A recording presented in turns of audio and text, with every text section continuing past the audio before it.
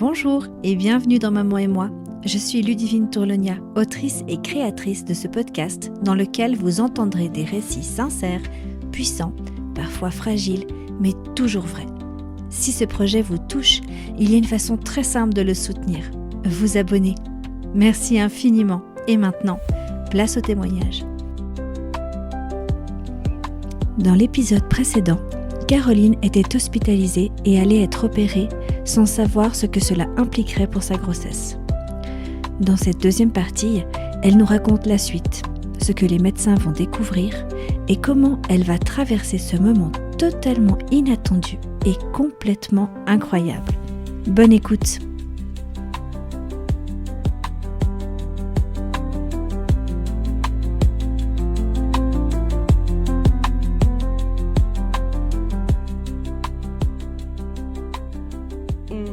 Je passe au bloc, on m'avait dit que c'était 1 heure, mais en fait, je sors 4 heures après. Là, je sors et on m'annonce qu'en fait, ce qui s'est passé, c'est que, donc à la base, il y avait donc ces 3 follicules qui étaient fécondables, mais qu'en fait, il y en avait un 4e. Et que...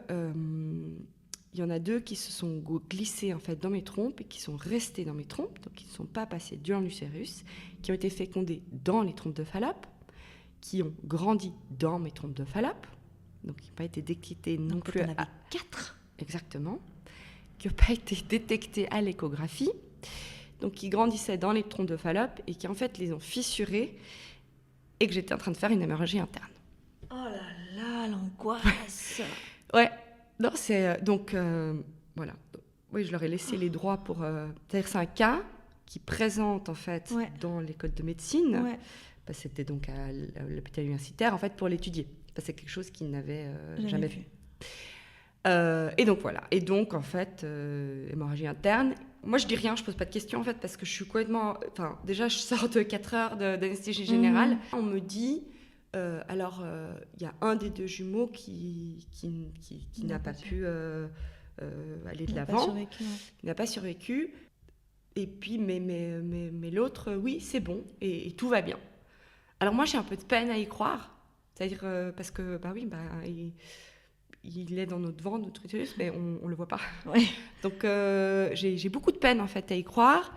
Et donc, je suis là sur mon lit, seule. J'ai passé 5 jours à l'hôpital ou 4 jours à l'hôpital. J'ai 1 million de questions à la tête. Je me dis, mais pourquoi et donc, finalement, je me dis qu'il n'y a pas... faut pas forcément chercher à trouver une explication à tout ça, parce que est-ce que j'en veux au docteur qui n'est pas vu? Est-ce que je m'en veux à moi pour pas aller plus tôt? Est-ce que... Donc, avec le monde, avec les si, on pourrait refaire le monde, on est d'accord. Donc, je me dis, mais en fait, Caroline, là, ta situation actuelle, elle est telle que ton bébé, alors oui, il y en a un qui n'a pas survécu, mais on savait qu'il y en avait un des 2 qui était plus affaibli. Ton bébé a survécu, et toi aussi. Parce que, finalement, moi, j'avais attendu un peu plus longtemps, j'aurais réellement perdu trop de litres de sang. Ouais. Et puis, c'était fini pour les 2. Ouais. Donc là, on est juste réellement reconnaissante. Et puis, on se dit, maintenant, on va tout faire pour que ce bébé soit sain et qu'il puisse grandir en moi de façon la plus harmonieuse possible. Voilà. Et c'est ce qui s'est passé Et c'est ce qui s'est passé. Ouais. Donc après, ça a été une grossesse complètement équilibrée. Enfin, il n'y a eu aucune répercussion à en fait l'opération. Ni sur le bébé, ni sur moi, en fait, d'ailleurs. Et puis, à ce moment-là, j'ai été passée aux mains d'un gynécologue obstétricien, donc plus un professionnel pour la fertilité ou l'infertilité. Et puis, j'ai eu des contrôles normaux, j'ai fait tous les tests qu'une maman avec un parcours anodin aurait fait. Ok. Et tu disais donc tes 2 trompes de Fallope ont été... Voilà. Alors les trompes de Fallope ont été... Donc en fait, l'intervention, elle a été faite par laparoscopie. Et moi, j'ai pas eu de séquelles. Ok. Après, donc ma fille, elle est née plus ou moins à terme. Je veux dire, elle est née 10 jours avant. pour l'anecdote, je l'avais toujours dit, elle serait née le jour de l'anniversaire de mon papa. Et on m'a dit non, c'est la première. Mais ça a été le cas. Voilà. La naissance, ça s'est extrêmement bien passé. J'ai été par le plus grande force... j'ai été accouchée en fait par une amie qui est la seule personne que je connais à Zurich qui est sage-femme. Voilà. Et c'était un moment magique. C'est-à-dire j'ai eu, et je sais, ça peut paraître bizarre, mais j'ai eu énormément de plaisir à accoucher. Parce que je pense que j'ai pris conscience de vraiment tout le parcours de la grossesse. Ouais. Et j'ai eu un plaisir fou à accoucher. Alors oui, sur la fin, ça fait mal. Alors oui, j'avais une péridurale, donc voilà. Ça fait mal, mais en soi, moi, j'ai plus... Alors, je suis extrêmement sportive, donc j'ai plus ça comme un espèce de challenge. OK, go, quoi, on y va. Voilà, et du moment où ouais, on a son enfant dans les bras, voilà. Après, je sais pas si on peut... Enfin, voilà, je parlais de toute la grossesse, mais à ce moment-là, en fait, c'est fou, hein. Mais j'ai putain de souffert, mais à ce moment-là, en fait, on oublie tout. C'est-à-dire tout le questionnement, tout le parcours, toutes les déceptions, tout, on oublie tout. Et on est juste tellement heureux d'avoir cet enfant dans les bras. Et et je pense que toutes les mamans se reconnaîtront là-dedans. Il y a une autre dimension qui s'instaure en nous, qui est inexplicable. Et voilà, je pense... ouais, là, j'ai un peu des petites étoiles partout encore. Mais c'est vrai, et c'est... voilà. Alors moi, j'ai pas allaité. La question de l'allaitement, elle se fait toujours. Moi, j'ai pas allaité pour des raisons personnelles. Mais tout s'est bien passé. Après, une fois que je suis revenue à la maison, moi, je voulais pas tellement que les sages-femmes viennent, etc. Moi, j'avais envie d'être avec mon enfant. Et donc, j'avais pas de famille environnante. Enfin, ma famille... non, ni la famille de mon mari. Et donc, et puis mon mari travaillait beaucoup. Donc, c'est vrai qu'on était, ma fille et moi, Olivia et moi, à la maison. Et j'ai eu vraiment beaucoup de bonheur, mais j'ai eu, en fait, aussi un grand sentiment de peur, en fait, qu'elle décède. Constant, qui m'a vraiment... c'était aussi très difficile. J'avais très peur au début qu'elle décède, en fait, tout le temps. Donc, en soi, c'est pas non plus... Enfin, ce sentiment ne m'a pas du tout cloîtré à la maison, parce que, voilà, dès le début, je la prenais en bas. Je veux dire, même à la clinique, je suis sortie le premier jour faire une balade avec Olivia et mon mari. Et c'est vrai que je suis rentrée, puis on m'a limite un petit peu grondée, parce que j'avais pas le droit de faire ça, parce que j'avais vu quelqu'un qui se tirait juste après avoir donné naissance. Bref. Donc voilà. Mais c'est vrai que c'est... Et je sais qu'il n'était pas objectif, ce sentiment de peur. Alors oui, il y a des morts subites, mais j'avais aucune idée ce qu'était qu'un bébé, en fait, un nouveau-né. Et c'est tellement fragile, et vous vous rendez compte à quel point ce petit être qui est vraiment... qui vous fascine, qui vous dépend de vous, en fait. Du coup, alors, l'arrivée de ta fille, c'est bien déroulé. Et ensuite, voilà, vous avez eu envie d'un deuxième enfant. Exactement. Quand c'est qu'elle est arrivée, cette envie ? Alors moi, je savais pertinemment que je voulais 2 enfants.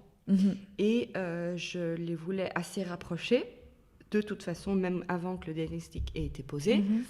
Et donc, de manière générale, même si, en plus, j'étais plutôt...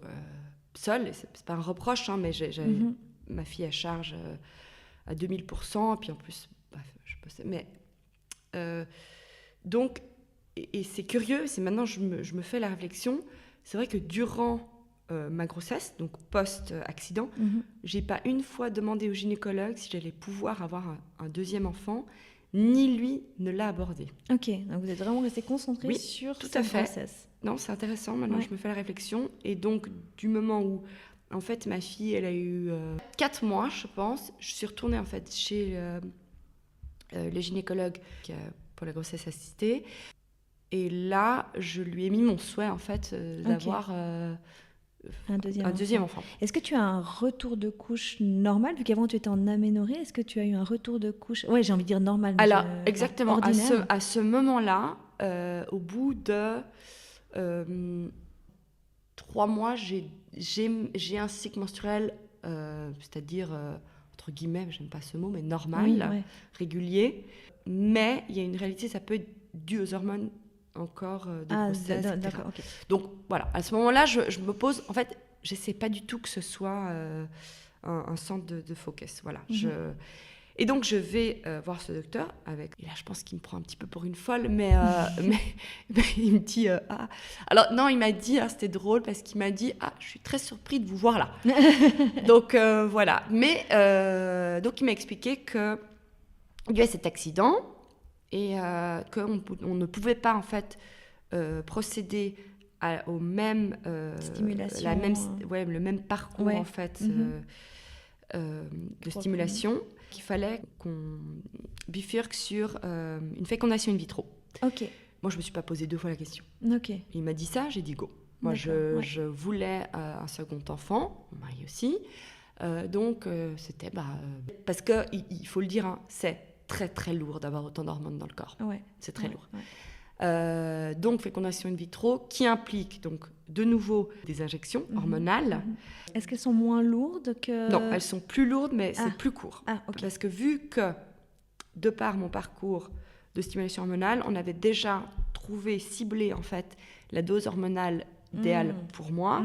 On a dû la réajuster un tout petit peu. À ce moment-là, c'est une insémination. Donc, monsieur doit aller faire un prélèvement. Et puis, à ce moment-là, donc le jour X, à ce moment-là, se passe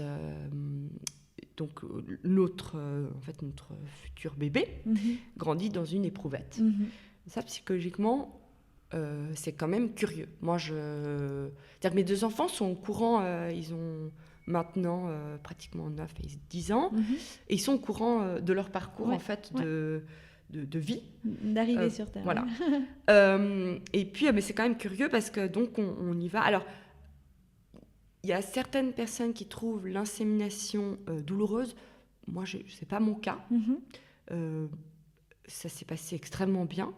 Et puis donc tout le processus, vu que mon parcours précédent, moi j'étais assez en fait confiante sur ce qu'était l'insémination et puis la fécondation in vitro, parce que je me suis bien rendu compte, vu que les petits soldats de mon mari avaient fécondé 4 petits ovules, je me suis dit ça doit aller. Ça doit le faire. Voilà.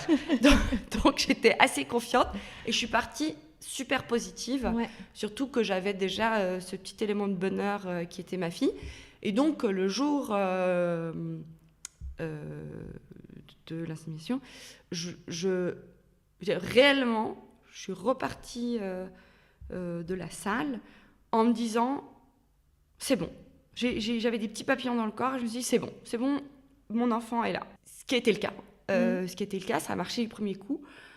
Petit miracle. Et puis là, la grossesse s'est déroulée complètement sans accroc. C'est-à-dire au point où j'avais ma fille, donc 100%. Moi, je suis artiste en art visuel et j'écris poète. Donc, je travaillais, je préparais une expo. Mon petit Léo, il a vécu dans l'activité avec moi. Et puis tout s'est super bien passé. Je dois dire, alors oui, j'ai eu pour les 2 des nausées. Mais sinon, c'était sans accroc. Et puis après, au niveau de l'accouchement, il est arrivé plus tôt. J'ai peut-être été un poil trop active, je ne sais pas. J'avais la tension qui était extrêmement haute. J'ai tendance à faire ça sous stress. Donc j'ai été en fait... basiquement, j'étais juste à la pharmacie pour qu'ils me prennent ma tension. Et à ce moment-là, on m'a dit, écoutez, vu l'avancée de la grossesse, allez faire un contrôle gynécologique. Et à ce moment-là, on m'a diagnostiqué la prééclampsie. Oui, j'allais dire, oui. Voilà. Et donc, je n'avais aucune connaissance du terme médical. Et donc, on me l'a expliqué en suisse allemand. C'était génial. Et donc là, je me suis dit, c'est pas possible. Et en fait, ils se sont trompés.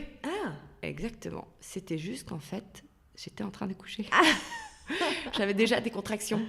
Donc, Léopold a décidé de venir un peu avant. Donc, il est venu juste pas le mois avant. Enfin, c'était pas du tout dramatique. C'était un bon petit jambon de 3,1 kg. Tout allait très bien. Par contre, l'accouchement a duré des heures. Des heures. On a voulu me faire une césarienne et j'ai dit non, over my dead body. J'ai dit non, ça va être non pour moi. Je n'ai pas plus d'opération. Voilà, non, mais c'est même pas une question d'opération. C'est que pour moi c'était très important d'accoucher naturellement. Ok. Et bon, alors j'en aurais pas fait du tout un drame, trauma, du tout. Mais pour moi, il n'y avait pas aucune raison. Ok. C'est-à-dire, je voyais ça plutôt comme un petit peu une sécurité pour voilà, une facilité, parce que c'est juste que ça durait un petit peu trop longtemps, mais les battements du cœur étaient réguliers de l'enfant, donc voilà. Et puis finalement, alors là, c'est douloureux. Deuxième enfant est arrivé. On se demande toujours, et je sais que les mamans vont se reconnaître, est-ce que je vais avoir autant de joie, de plaisir, de surprise ? Eh ben oui, c'est 100% pareil. Alors en tout cas pour moi, personnellement. Et puis c'est un petit garçon, donc il y a une autre... Voilà, il y a une autre, je sais pas, enfin c'est pareil, je sais pas si c'est pareil, c'est une fille, c'est un garçon, on les aime tout autant, mais c'est quand même une fille, un garçon, et puis il y a quand même cet élément de nouveauté, mais tout s'est bien passé, et j'ai trouvé, ce qui m'a en fait, alors on est tellement heureux à nouveau de pouvoir mettre au monde un petit être humain, mais moi ce qui m'a surtout beaucoup touchée, c'est en fait, c'est le regard que ma fille a eu sur son frère. Ouais, c'était franchement le moment le plus magique. Parce qu'elle est vraiment arrivée, puis elle était petite, hein, elle avait 1 an, même 1 an et 5 mois tout juste. Et elle est arrivée, et vraiment, elle a eu ce regard, et elle l'a pouponné, elle lui a remis un petit peu sa couverture, et je me suis dit, elle est tellement petite. Et c'était vraiment magique, et c'était vraiment le début d'une union. D'une fratrie, et une sorte, il y avait une énergie qui était extrêmement spéciale, c'était très beau. D'accord. C'était très très beau. Et voilà. Voilà. Avec du recul, comment tu vois ces 2 grossesses qui ont été... ces 2 grossesses qui ont été quand même pas mal différentes. Hein. Oui, très. Je n'ai pas du tout le souhait de changer quelque chose, parce qu'aujourd'hui, je pense que c'est un beau parcours de vie, qu'aussi c'est des choses que je peux transmettre à mes enfants, mais s'il y a une chose que réellement je changerais, mais ce qui n'aurait pas abouti en fait à ce parcours, donc c'est pas vraiment que je la changerais, mais c'est un conseil en fait pour les femmes qui sont diagnostiquées avec ce syndrome d'ovaire polykystique.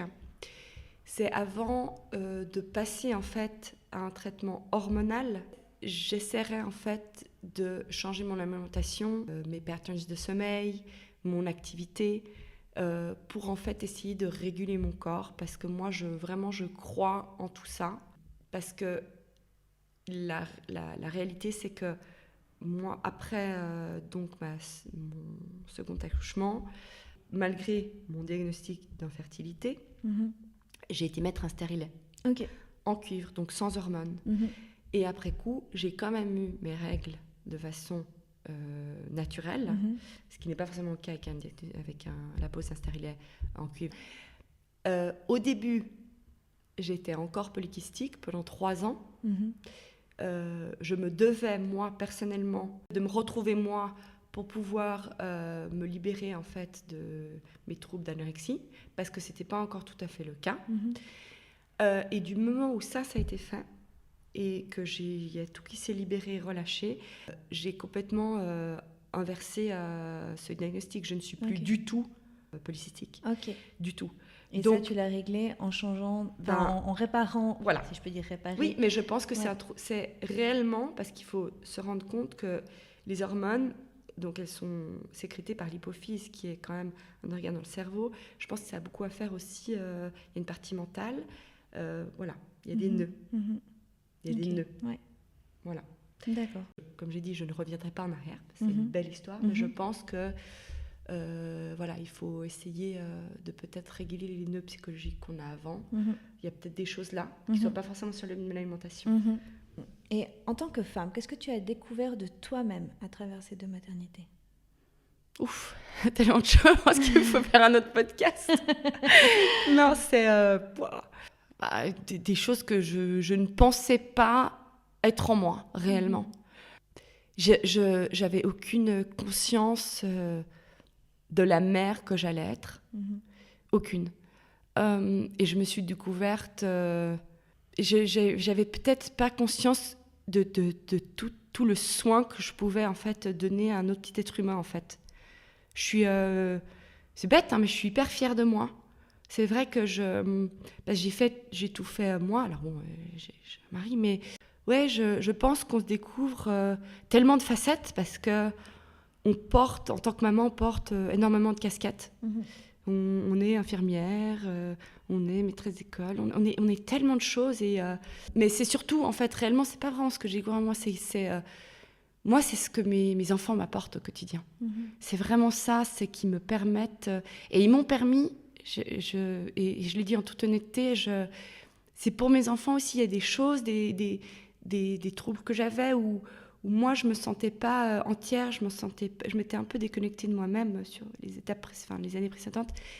Je n'avais aucune envie de leur transmettre des traumas, des mal-être. Mais je pense que, c'est-à-dire que la maternité, elle débute pas au moment de l'accouchement en fait. Pour moi, la maternité, elle débute au moment du désir même de tomber enceinte.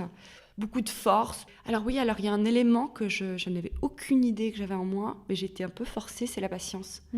Parce que j'ai dû être très patiente en fait pour pouvoir... alors Léopold, c'est arrivé plus vite, mais pouvoir tomber enceinte d'Olivia. Ouais. Et puis aussi, une fois qu'on a des petits, on doit être patient. On ne peut pas... je suis très active, donc non. Des fois, on doit réajuster, on doit juste... accepter que, en fait, aujourd'hui, ils sont malades. Et puis, c'est comme ça. Et tout le monde doit rester à la maison. Et puis, en fait, juste de regarder le côté positif des choses. Et voilà. Parce que c'est plein d'imprévus quotidiens. Voilà. C'est vrai.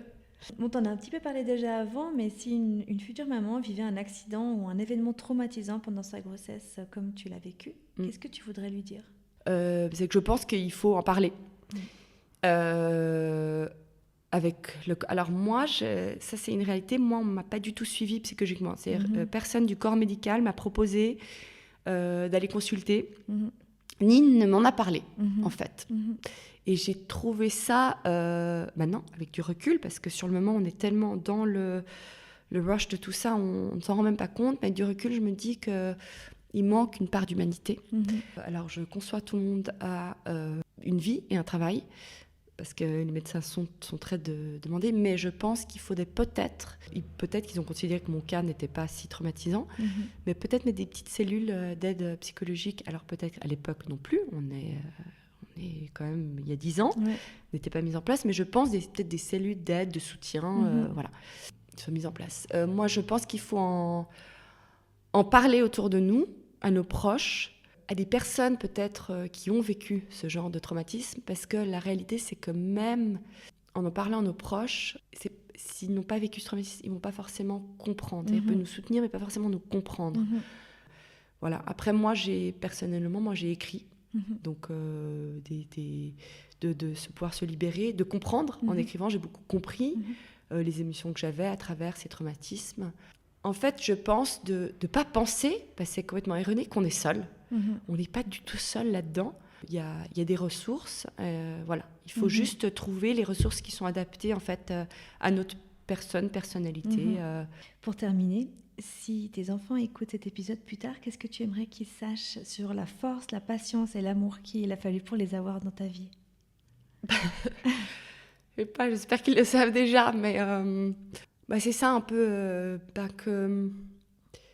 qu'il faut accepter la vie, il faut accepter ses fluctuations, il faut garder ses rêves, il faut croire par rapport au souhait de grossesse, tout ça, mais faut accepter, mais faut continuer en fait. faut continuer à être positif parce que c'est une grande partie, je pense, de mon schéma de parcours de grossesse, de maternité. Et puis faire ça avec beaucoup d'amour et s'entourer de gens, que ce soit la famille, les amis. Il faut s'entourer d'amour et voilà. D'accord. Écoute, je te remercie infiniment pour ton témoignage très touchant et très bouleversant. Et je te dis à très vite. À très vite. Merci beaucoup à toi.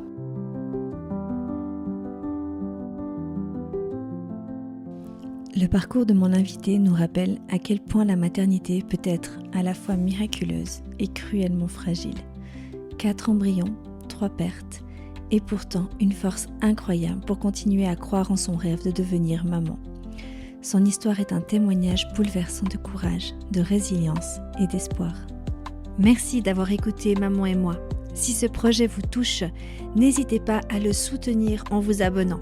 Et si vous souhaitez prolonger ces récits, le livre Maman et moi, à l'origine de ce projet, est également disponible dans toutes les librairies. À bientôt pour un nouvel épisode de Maman et moi.